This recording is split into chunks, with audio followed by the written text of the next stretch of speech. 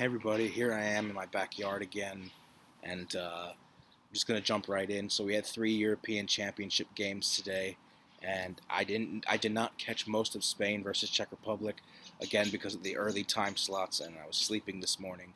But I did manage to catch the second half of it, as well as several highlights from the first half.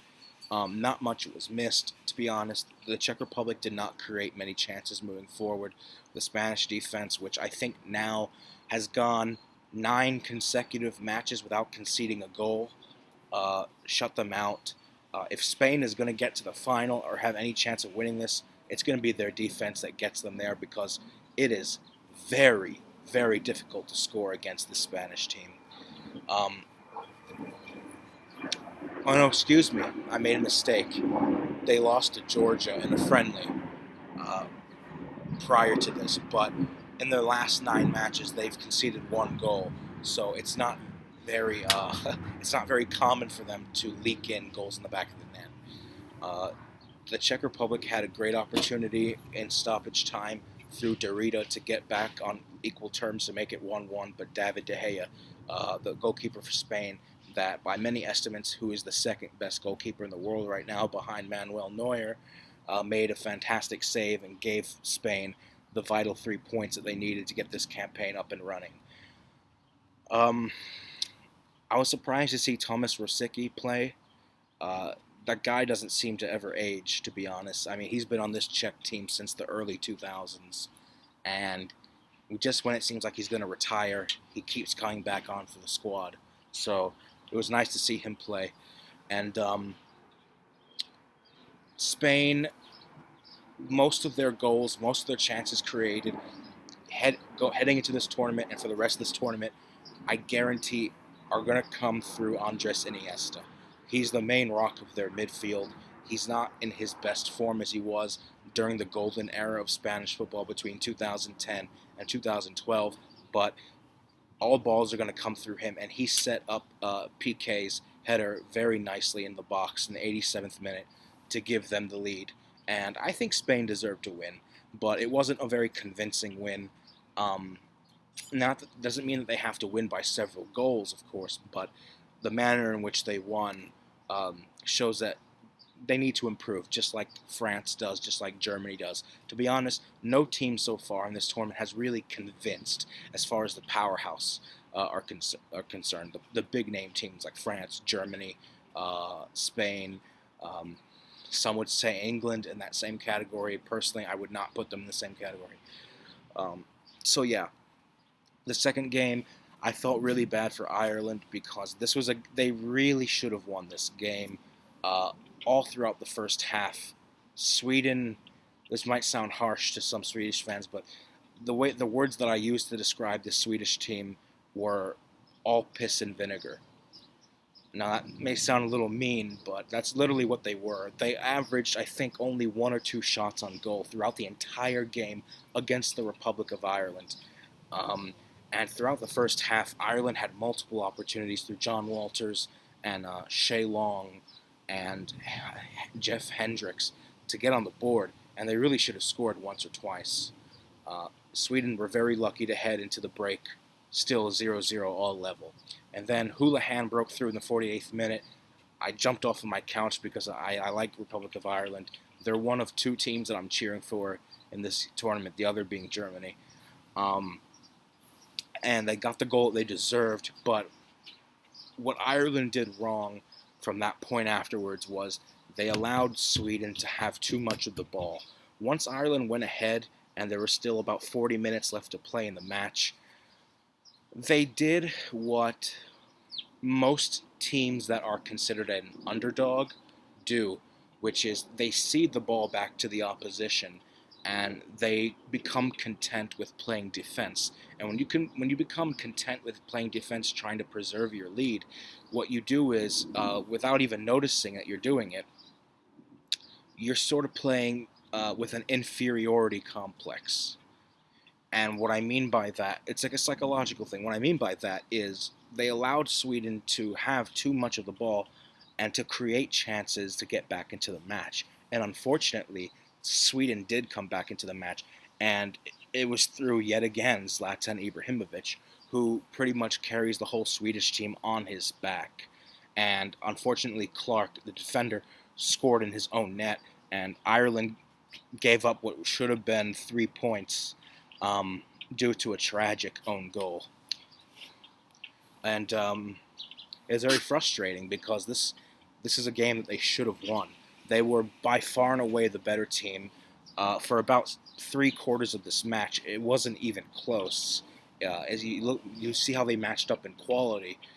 Ireland were superior, and as an Irish fan, I hope that Ireland doesn't make the same mistake in their next 2 games. But keep in mind, their next 2 games are against Belgium and Italy, so they wanted to pick up 3 points. This was really the game to do it in, at least the easiest one to do it in. So I still have faith in the boys in green. I think we can get more points later on. Belgium were not impressive today, and I'll get to that in just a minute. But I'm still having high hopes from my boys in green. Which leads me to the other match, Belgium versus Italy. Belgium, what can I say? I told you Italy were going to win this game. Look back at my prediction videos from a week or so ago when the Euro started. I said Italy were going to win this group. Of course, anything's still possible. They could lose their next 2 games for all I know. But I said they were going to win this game. And the reason I said they were going to win this game is because Mark Wilmots, the Belgian coach, has not brought this team together and has properly gelled them to be a cohesive unit that plays to their full potential. Don't get me wrong. Belgium, individually, they are one of the most talented teams in the world. But as a team, as a unit, they're overrated. They're overrated. And some people, in my comment section, you might not agree with me. Or you may think that I'm hating, but I'm not hating. I analyze this, and this is how I see it, of course. Now, you can have a different opinion on it. That's fine. That's fine. But if you look at the way Belgium played today, the Italians frustrated them at every single turn. And really, in the beginning of the first half, when Pele put his shot just wide, when he was able to put the Italians up 2-0, that really should have been the game right there. If that had gone in the back of the net and the Italians had taken it to halftime 2-0, that would have already been game over, because there's no way in hell the Italian defense was going to give up 2 goals to anybody, not even just Belgium. But then, what happened was, in the second half, after Giaccherini's goal, Italy focused more on defense. They allowed Belgium more of the ball. I was worried for a bit that they were going to pull an Ireland against Sweden. That happened earlier today. I was like, don't you fucking do this, But the Italian defense just were not having it, and Belgium, they strung together a couple of nice passes, created some good chances to score with Fellaini and De Bruyne, but they just couldn't do it. And then Italy punished them on the counterattack in the 92nd minute with Pele, and the chance was mostly created by Ciro Immobile, who I think is the man of the match for Italy, because he was the driving engine of their offense today, even if he didn't get on the score sheet. And Belgium fully deserved to lose this match. They completely deserved to lose this match. And for sake of argument, I still think they're going to advance. I'll give them the benefit of the doubt, because it would just be too shocking if they didn't. Because they should beat Sweden, who is by far and away the weakest team in this group. I might as well just go ahead and rename Sweden Zlatan FC, because that's pretty much where they would be. He scored 11 out of Sweden's 19 goals in qualifying. That's ridiculous. Once he retires, we could see Sweden struggle to qualify for the World Cup and many more tournaments ahead for years to come.